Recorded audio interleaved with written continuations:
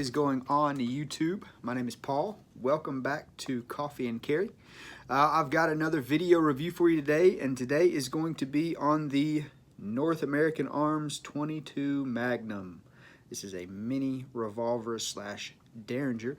But before we get started in that, today's brew of choice, I love coffee. It's good. It's fresh, just off the pot. Is Greenwise Breakfast Blend. This is an organic blend.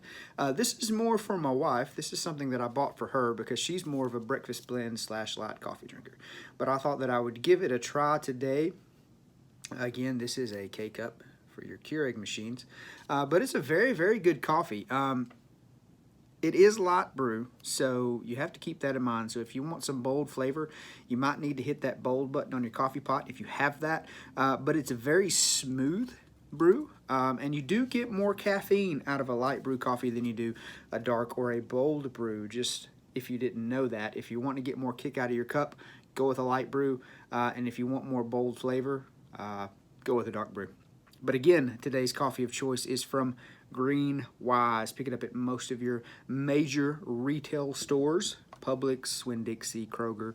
I think Walmart might have it. But it's a very, very good cup of coffee. It's not going to break the bank. So if you're looking for something decent to drink, check out Greenwise Organic. I'm not affiliated with anybody that you will see in any of my videos as of now. And that goes along with the coffee that I have on here. It's just coffees that I've tried and that I've enjoyed. Yeah, so North American Arms 22 Magnum. Now this is a micro. They call this a micro or a mini revolver. This is one of the smaller offerings that North American Arms puts out as far as barrel wise. You can get a 22 short that's a little bit smaller in size, but 22 Magnum would be about the smallest. Maybe a 22 long rifle would be about the smallest caliber that I would buy to actually carry, and it would very rarely be in a primary carry role. And the only time that I would ever carry something in a 22 mag or a 22 long rifle would be if I just could not carry anything larger. But these little pistols are just absolutely amazing. This is actually not mine. I'm borrowing this from a friend of mine. But I like this so much that I've already talked to my local gun guy. He don't have any in stock, but as soon as he gets some in, he's going to let me know. And I'm picking one of these up in this exact model. Maybe different handle scales. They make this particular model with some rubber handle scales, and I really like the look of that. But this walnut grip on here just looks amazing. So we're about to do a tabletop. And that way you can get a little bit closer look at the pistol, and then we'll go into some specifications and what I think about the pistol and some of the roles and functions for a pistol this small, some pros and cons as well. So let's go tabletop. All right, guys, we are tabletop. You get a good view of this pistol. Now, mind you, this pistol is used. It's been carried quite often. It belongs to a very good friend of mine, and he carries it fairly regular as a backup. So the finish, when you get it new, will definitely be a lot shinier and a lot smoother. But the entirety of the pistol is made out of stainless steel. There's no chrome-covered, nickel-plated, anything like that. This is... These are all slabs of stainless steel that have been milled out, and I really like that about this pistol. It makes this pistol very robust, and you can just throw it down in your pocket and not have to worry about it getting so beat up that you're going to completely ruin your finish. You're going to take on this patina that I think personally makes the firearm look a little bit better. So the specs that I'm going to give you are directly from North American Arms website. The model number for this particular pistol is a NAA-22MS. So again, this is a 22 Magnum pistol. You can get this in a variation with a 22 Magnum cylinder and a 22 long rifle cylinder for a little bit more money. But this particular model, as of right now, runs $236 off of North American Arms website. You can get them a little bit higher or a little bit lower price range from your dealer depending on supply and demand of the pistol.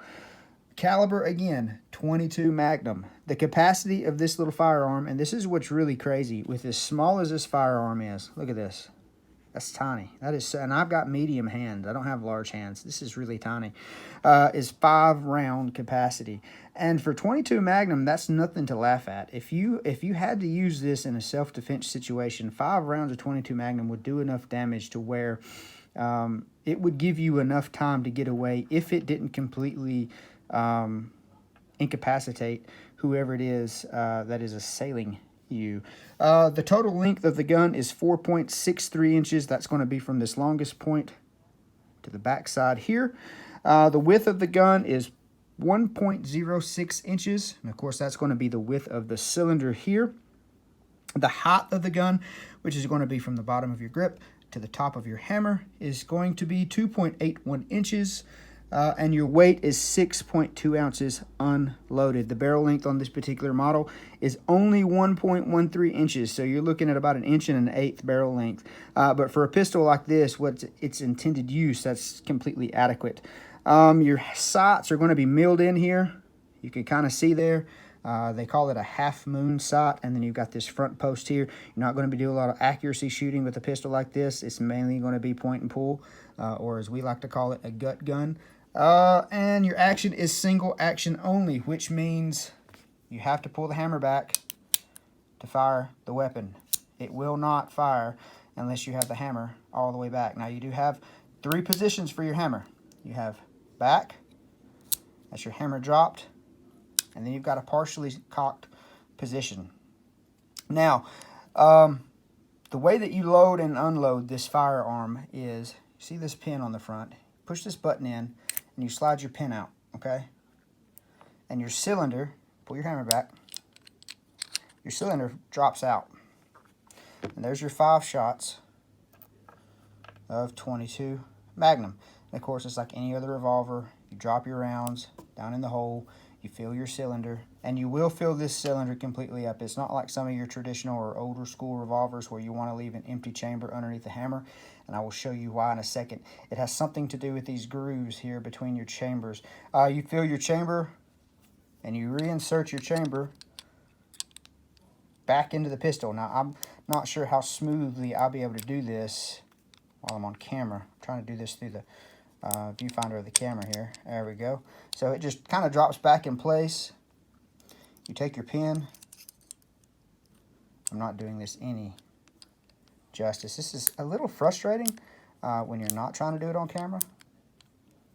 It's definitely frustrating when you are trying to do it on camera. Let me just reset here. You're not going to get a speedy reload with this gun, guys. It's just not, it's not what this gun is designed to do. There we go. So once you get that line back in, your pin goes through, and then you pop it back in place, and your cylinder is in. Now, to make this thing safe to carry, as you can see, if you look here, the chamber is directly underneath the hammer. So what you're going to do is pull that hammer back just enough to where you can move your chamber. And I don't know if you see that. You see that groove there? You're going to find your groove, and then you're going to drop your hammer into that groove. Now, your hammer, your striker, is going to be positioned between your cylinders, and you are in safe position. So you'll be able to carry this in your pocket. You have to completely pull the hammer back. It'll engage the cylinder, put a round underneath the hammer, and then you are ready to fire. That is your only safety with this firearm. Again, you pull it back enough to where your cylinder is released. You'll feel it when it disengages. Find your groove and drop your hammer. And to drop your hammer in that position, you will have to pull back on the hammer a little bit and depress your trigger. But your cylinder is locked in place. It will not move underneath the hammer, so you are completely safe to carry this pistol. The scales on this particular version are walnut. It's called a bird's head design. You can get custom scales. You can get a few different options from North American Arms directly. They also have a rubberized grip that actually encompasses the entirety of your grip there. And I like the look of that a little bit better, but this just has a really, really classy look as far as I'm concerned. Now, what role does a firearm like this play for the normal guy in a self-defense situation? Definitely as a backup. I would definitely consider this a backup pistol. what I've always heard them referred to as any kind of Derringer style pistol is a gut gun, which means you're pretty much going to stick this into the gut of somebody, whoever it is that you're having issues with, we'll say, and you're going to pull that trigger because there's not a lot of accuracy that's going to be had with a pistol of this size. Now, this is a step up as far as I'm concerned over your 2-shot Derringers. My dad, he's carried a 32 Derringer for years. He drops that 32 Derringer in his pocket, his little 2-shot Derringer, and he absolutely loves that thing. I am partial to the mini guns, the Derringers, and now the mini revolvers, just because, I don't know, I kind of have an affinity for those things. Would they ever be a primary for me? Rarely. If I'm in a position to where I cannot get by with carrying a larger frame gun, which is rare, this would be a very good option as a primary, especially if you're going to keep your normal gun within arm's reach or in a car or in a bag. This would definitely work as a primary of sorts, but I would never myself just carry a 22 mag or anything of this size as a primary 24/7. I just wouldn't do it. I carry a Glock 48, as you already know. This is my primary, but I would not hesitate to carry a 22 mag as a backup. Females, ladies, purse gun, pocket gun. It's fantastic for that. A lot of women, my wife included, they don't want to carry a larger firearm. So as far as I'm concerned, as long as my wife has a firearm on her, I'm more happy than if she didn't. If it was an option between this and a can of mace, I'm very happy if she carries this with her. Maybe paired with a mace, but I'd be very happy, and I'm very happy that my wife is carrying this currently. I do have her a pistol on layaway, and it is a Derringer. It's a 22 mag Derringer because at this point, that's what she's comfortable with. So that's what she's going to be carrying for about 6 months or so. And then hopefully I can get her moved up to something a little bit larger. But a pistol like this will work. 22 Magnum is not a round to laugh at. I worked on the ambulance for about 5 years, and I saw my fair share of gunshot wounds. And 22 mag and 22 long rifle, I've dealt with both. They are very adequate rounds. Very hard to control bleeding when you have as much travel as this.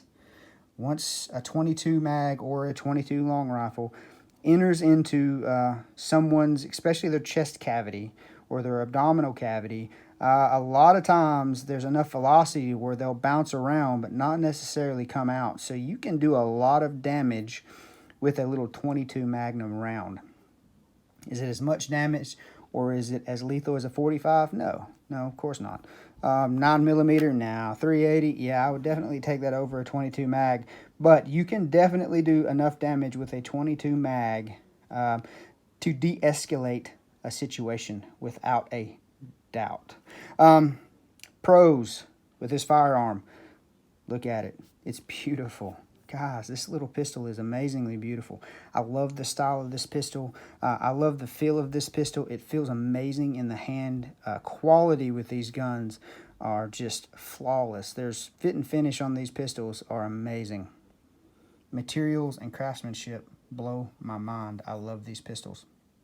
Size would definitely be a pro. You drop that in your pocket with or without a holster, and it just disappears. You drop it in your pocket with your pocket knife, and no one would ever be the wiser. And it's always at the ready, and it's always within reach. Because, I mean, how could you not carry that? It's so tiny. Reliability for these, as far as a 22 mag goes, the pistol itself is completely reliable. Now, as most people know, 22 rounds, they are rimfire, so they're not always the most reliable rounds.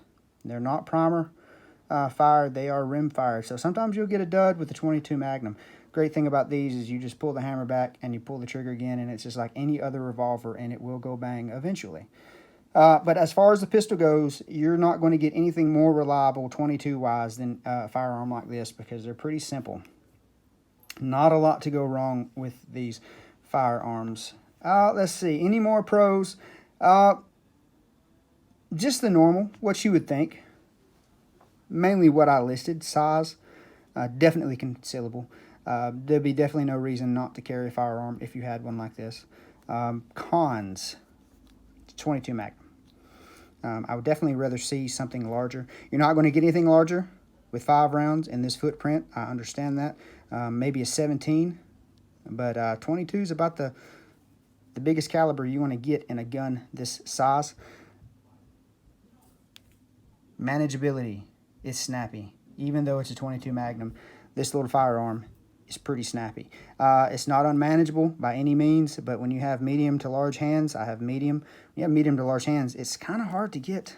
It can kind of hard to get a good grip on this pistol. Now, I don't ever worry about it coming out of my hand per se, but getting that grip on there sometimes is a little bit of a trick. Another con is speed of reload. You're not going to get a fast reload on this, guys. It's not as simple as dropping a magazine. It's not even as simple as running a speed strip and throwing your cartridge or your cylinder out and filling it with a speed strip. You want to have to take some time and some dexterity to reload this firearm. So chances are, if you're in a gunfight, 5 rounds is all you're going to get. Adrenaline dumps, you lose dexterity in your fingers. I just really don't see anybody being able to reload this pistol in a hurry if needed.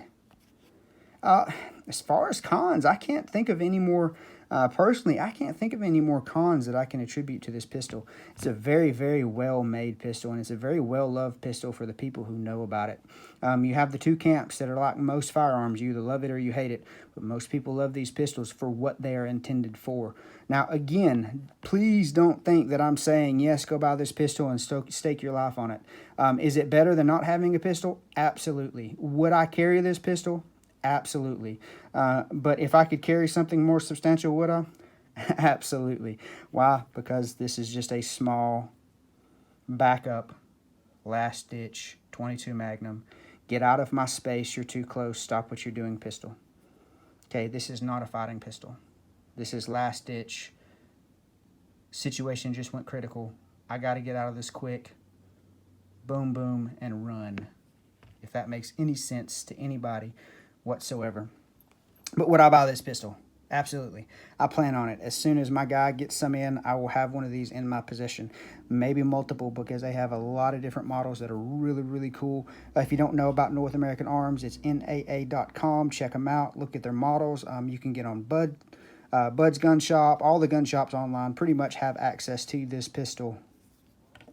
Prices are going to run anywhere from $230 to $265, depending on the model and the availability. And as of right now, in September of 2020, availability is iffy. They're getting kind of hard to come by. All right, guys.